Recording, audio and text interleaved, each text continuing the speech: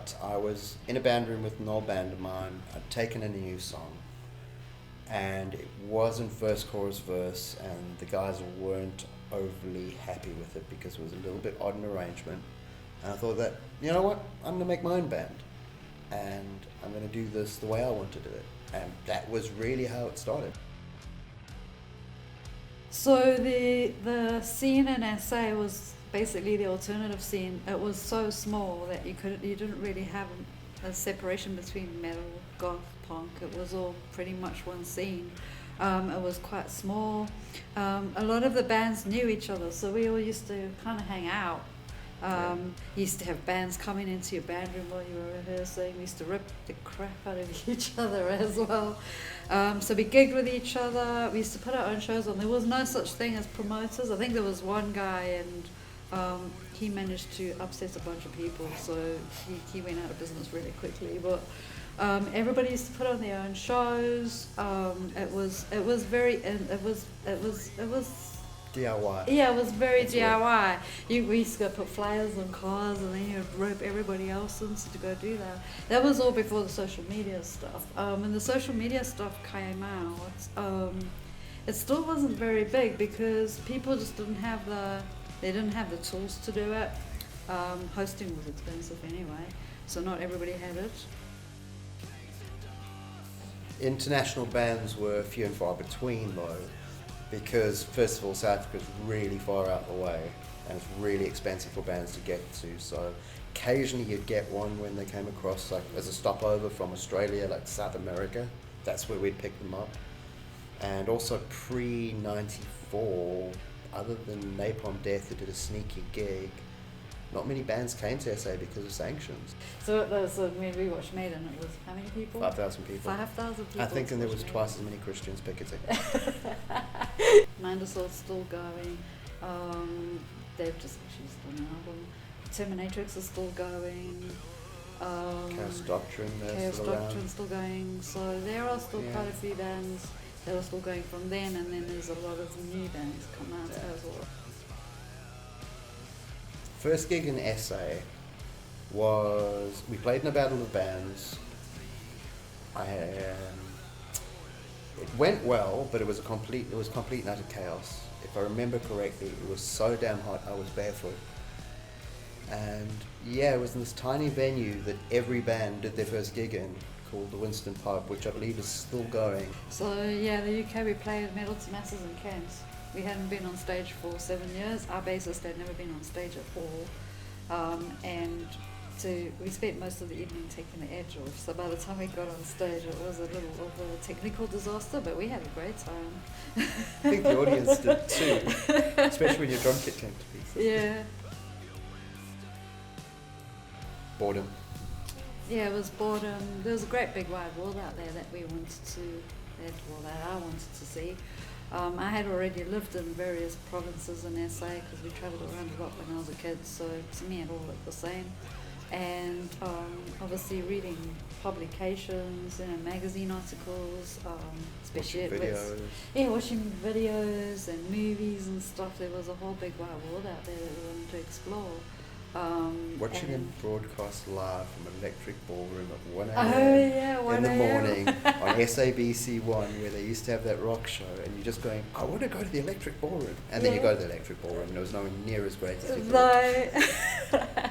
That's true. So so we wanted to see that. We wanted to be part of that. And I had already been out here after I left school, so I had come out here twice already and absolutely loved it. So yeah, it was, the pond got a bit small. It was cold, far colder than I was used to. It was like somebody letting you loose in a candy store too, because suddenly we had access to all this stuff that we had so dreamed to be able to do. Going to gigs all the time. And then of course we got to travel. We've been to Europe, we've been to Scandinavia, places that we never thought we'd go. Well, firstly, the title Sisyphus is based on the Greek king of legend who had to, as punishment from the gods, roll a ball up a hill for the rest of eternity. Medea comes from Greek legend as well, so there's that natural tie with the titles. But personally, for us, getting this album written, there's been a lot of adversity we've faced, and there's been times where it feels like we've been rolling a giant stone ball up a hill and having to do it again the next day. Yeah, the album title came out of the artwork too, so that all kind of grew together. We had working titles when we were writing the album, but it was only when the artwork started to kind of solidify that we decided to call the album Sisyphus. And yeah, everything just kind of came together at the same time. It's kind of hard to describe. It felt right. It's the dark and the heavy that we've got, but that's where we come from. We liked our music a little on the darker side anyway. Yeah. So it will always be dark and heavy. But with regards to the actual influences, it's mainly about sounds. It's about things that make us feel something. So for us, music is very much a feel thing. The one thing is, it's definitely not formulaic. No, it's not formulaic at all. It all comes out of a jam, so it's whatever we're feeling at the time. So we got introduced to Frederick through our old photographer.